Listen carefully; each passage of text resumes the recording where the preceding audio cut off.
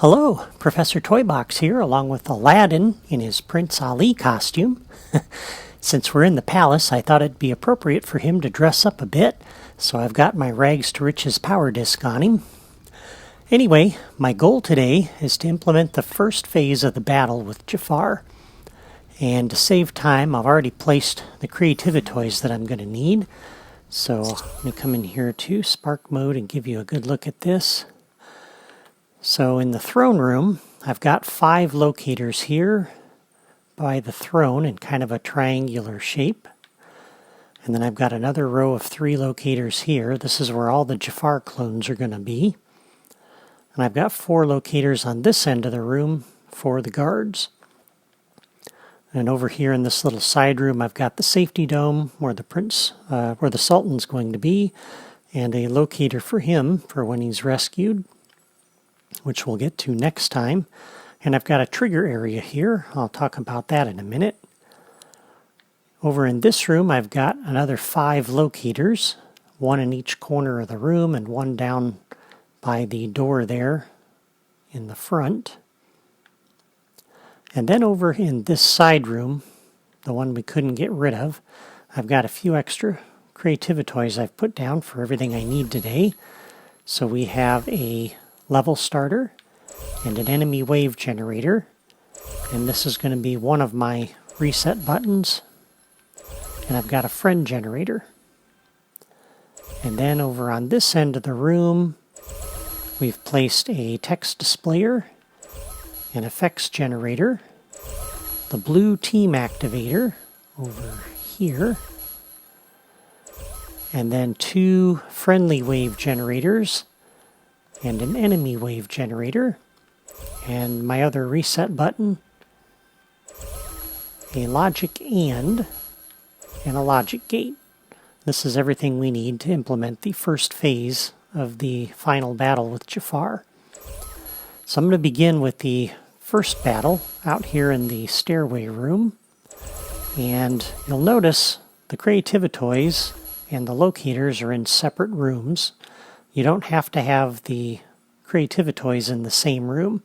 I can establish logic connections to these, and I'll demonstrate that here. So even though I can't move the creativitoys once they're placed, I can still connect them if they're in different rooms. And in this case, I'll do a new locator connection with that enemy wave generator and this locator over here. And so you can see I've already created connections to all the locators in that room. So you do that the same way you do in the exterior toy box. Now to save a little bit of time with this, I've already configured the wave to add 5 guards, 1 for each of the locators. And that's all I've done with that so far. Under the properties for this, we're going to take the generation delay to 0. And in order to keep the guards from attacking that safety dome, we're going to put all of the enemies on a team. And I've chosen to use the orange team for that. So there we go. And then for the kicking them off, we'll use the level starter. So we'll do a new logic connection on the level starter, on catalyze. We'll generate the wave. So when we first come into the interior toy box, that will generate those enemies over there. And since we're already in here, I can use this button to do that. So we'll do a new logic connection when pressed. Come to the level starter and start. So pushing that button will trigger the level starter, which will generate those enemies. Now to keep them from attacking the safety dome, I need to put that on the same team. And so one of the things you'll notice when you're playing with the interior, it doesn't let me highlight or select in Spark Mode all the creativitoys necessarily. And you'll see it's not letting me highlight that safety dome. And that can be frustrating. It's letting me do that with that locator, but not the safety dome. Fortunately, there's a way around that. I can come out of Spark Mode, and somebody pointed out to me that we can use the magic wand to do it. And so I'm going to go ahead and equip that. I normally don't use the magic wand because I don't like it personally, but in here it's very handy. And so now you'll see it's letting me select that safety dome. And so I can press Y on my Wii U to open the logic menu, and now I can get into that. So I can come down to the properties. The protection dome actor, I am going to set to be the Sultan. So it'll be the Sultan costume. Cooldown time 0, and you can see the Sultan showed up in there. Canister health is way too much. I don't need that much, so we'll set it to 100. And we'll put the canister on the orange team.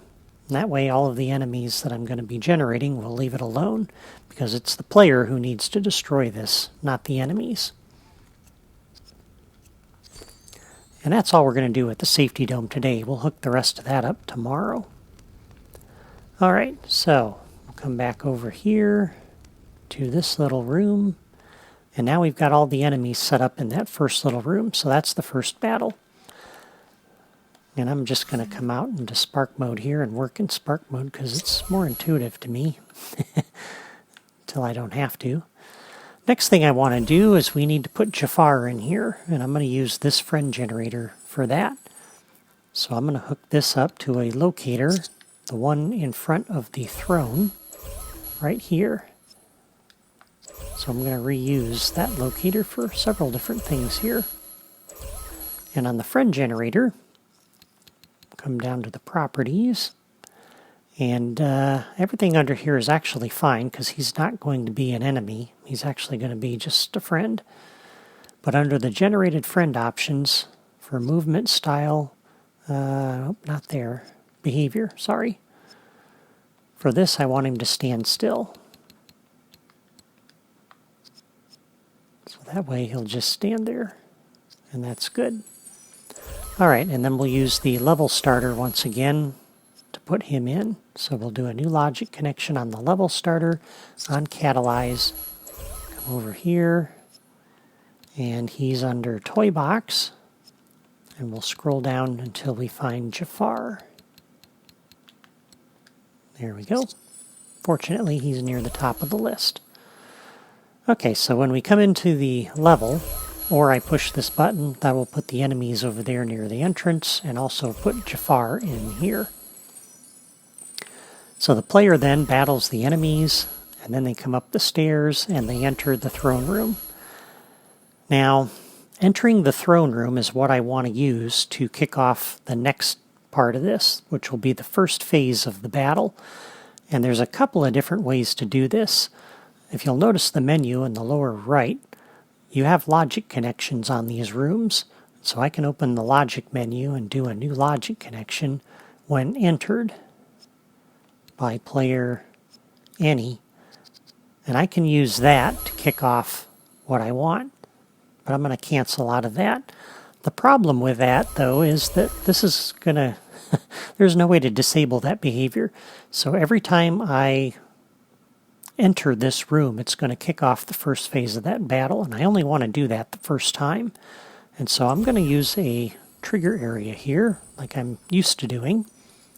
And so on the trigger area then, we'll use this to kick it off. So we'll do a new logic connection when entered by player any. First thing I want to do is have Jafar say something. So I'm going to come over to this text displayer, and I'm going to come down to the negative category, and he's going to say that's enough. I'd like to have him say that's far enough, but that's the closest thing I've got. So that's what he's going to say. And then I'm going to wait for this text to be removed before I do anything else. So on the text displayer, we'll come into the properties. Text duration, I'm going to take this up to 4 seconds. Text style, I'm going to set to banner so that the player can't miss it. And then that third property goes away.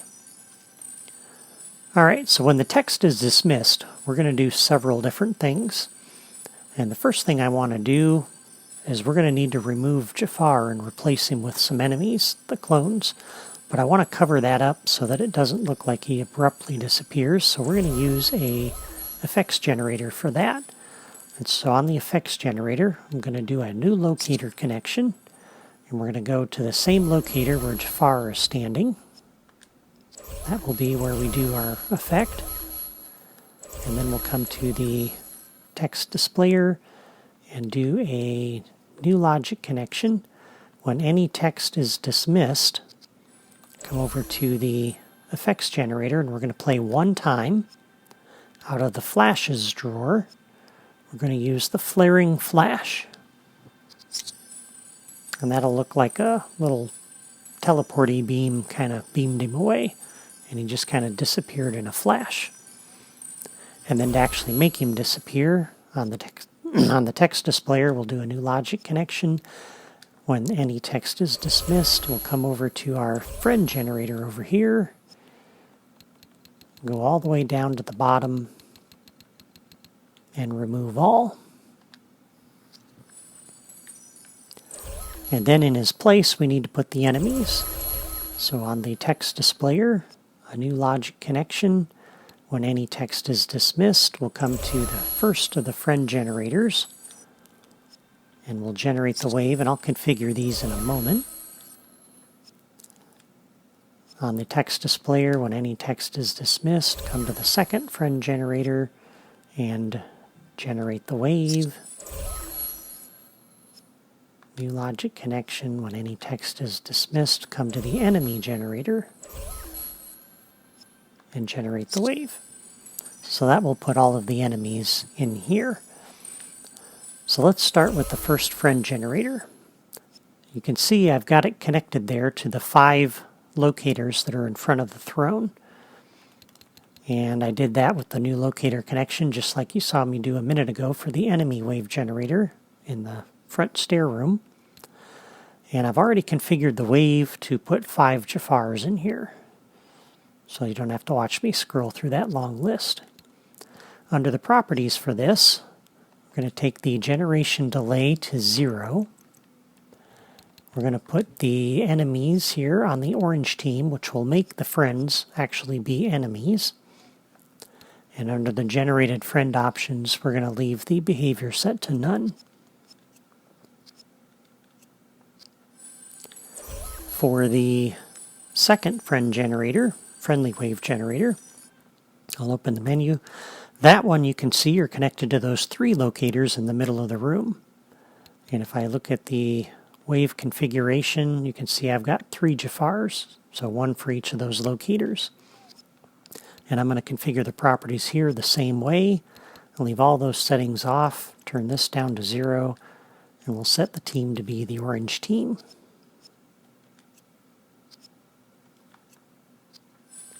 And then for the enemy wave generator, I've got that connected to the 4 locators on the opposite end of the throne room from the throne. So these are near the door when you enter. And again, the configure wave, I've got 4 of the Agrabah guards in here. Under the properties, once again, we're going to leave all these off. We'll take the generation delay to 0, and we'll put these enemies on the orange team. So all the enemies will leave that safety dome alone. Alright, so that's it for those enemies. One last thing we want to do, because these friends will sometimes not attack you even though they're on an orange team. So that's why I've got the blue team activator in here to kind of make sure the player is on a different team so they'll attack him. So on the text displayer, the last thing I want to do here is we'll do a new logic connection when any text is dismissed. We're going to come to the blue team activator, and we're going to set all players to the blue team. And that will guarantee that all of the enemies are going to attack them. Alright, so that starts the first phase of the battle, and then you'll battle all the Jafar clones. I keep mixing up my words. All the Jafar clones and the Agrabah guards. And we don't want to start the second phase of the battle until all of those are defeated. And so on each of these 3 wave generators, we're going to do a new logic connection. When the wave is defeated, I'm going to come to a logic and do an input. And the same thing with the second friendly wave generator. When the wave is defeated, Come in here and do an input to the logic and on the enemy wave generator, a new logic connection. When that wave is defeated, input into the logic and. And all three of those waves have to be defeated before the logic and will broadcast its completed signal. And so on the logic and, we'll do a new logic connection. When it's complete, come into this logic gate and do an input. And I'm using a logic gate there so that I can close this behavior so that my reset button here, when I hook this up and destroy all those waves, it won't trigger this logic and kick off the second wave. So on my reset button, there's some things I want to do in case I need to test this multiple times. So on pressed, I'm going to defeat the waves.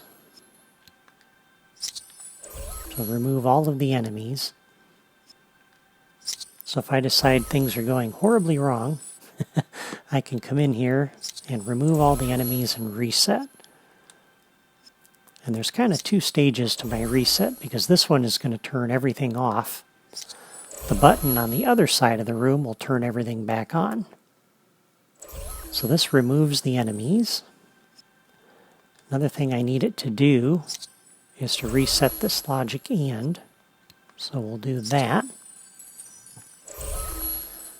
And I also want to do a new logic connection. When pressed, close this logic gate so that it doesn't trigger anything downstream.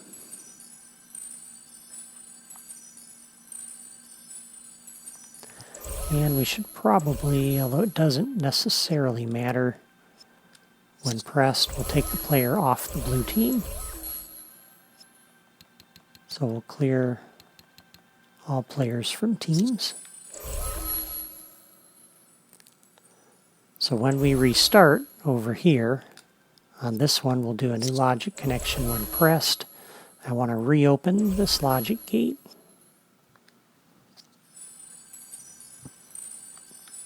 In addition to putting Jafar in there. And did I hook this up on this trigger area? I did not. Okay, so the trigger area invokes that text displayer. The other thing I want to do on this text displayer is a new logic connection. When any text is displayed, I want to turn around and come over here and deactivate this trigger area. So we only kick off the first phase of the battle one time. And what that means is that we're going to need a way to turn that back on. Now I could just hook this button up to do that. However, when I come out of spark mode, even if I bring the spark over here, it's going to put me back wherever I happen to be, which is probably over where I pushed this button. And so I'm going to end up running through here and running through that trigger area and kicking it off, which I do not want to do. And so what I'm going to do is I'm going to put a, oops, let's see, what did I just do? Oh, it's on the interior townspeople there for some reason.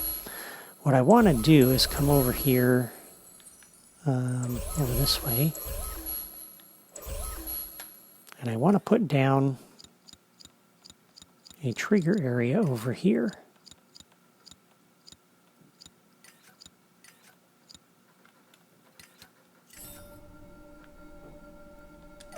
I'll just drop it right in the middle of the room. And so when the player is in here, I want to do a new logic connection when exited by player any. Come up here and reactivate that trigger area. And again, I could use the logic on this room so that when the room is exited or entered, I could reactivate that trigger area. But if the player is up here and they decide to run away from those guys for some reason and come back to this room, I don't want them triggering this thing back on. So that's why I'm kind of using this, because now what I can do is when they actually leave here, I could hook up a logic gate to this and have it turn around and deactivate itself. And that might not be a bad thing to do.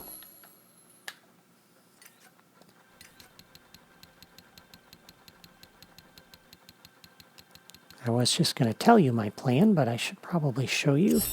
Because if you're like me, it's easier to see it than to have somebody explain it. So what we'll do is, on this trigger area out here, a new logic connection, when exited by player any, we'll come up here to this logic gate and input, and on this logic gate, new logic connection on output, turn back around and deactivate this trigger area. So now when the player first comes in here and they leave this trigger area, that will ensure this one is active and ready to go. If the player later on, maybe they come through this trigger area, that starts the battle and this one's deactivated. If they turn around and come back over here and run through this area, this one will be deactivated and it will not turn this one back on. And so then both trigger areas are off, which is good. But if I want to reset, then what I can do is I can come over to this button, which is going to restart the level basically. And on this one I can do a new logic connection when pressed. I can come over to this trigger area and activate it.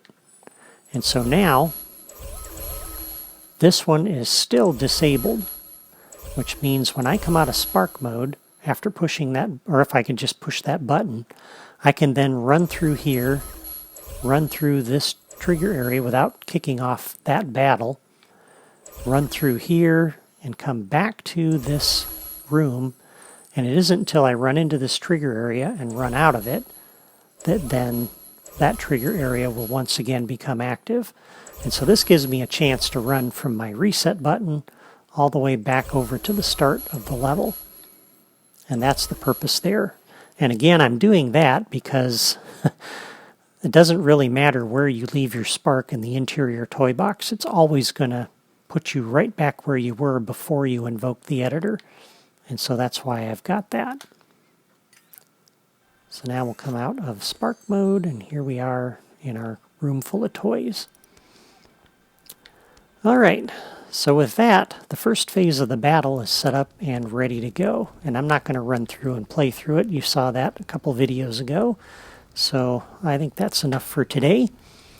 Next time I'll build the second phase of the battle, and then we'll finally be finished with this series. Believe it or not, it's been a long time. But you won't want to miss that, so be sure to subscribe to my channel by clicking my photo in the lower right corner if you haven't already done that. And a quick reminder for those of you who are building this toy box on your own console or PC, you can find logic diagrams on my blog that will help you connect the Creativitoys. Well, that's all from me today. Take care.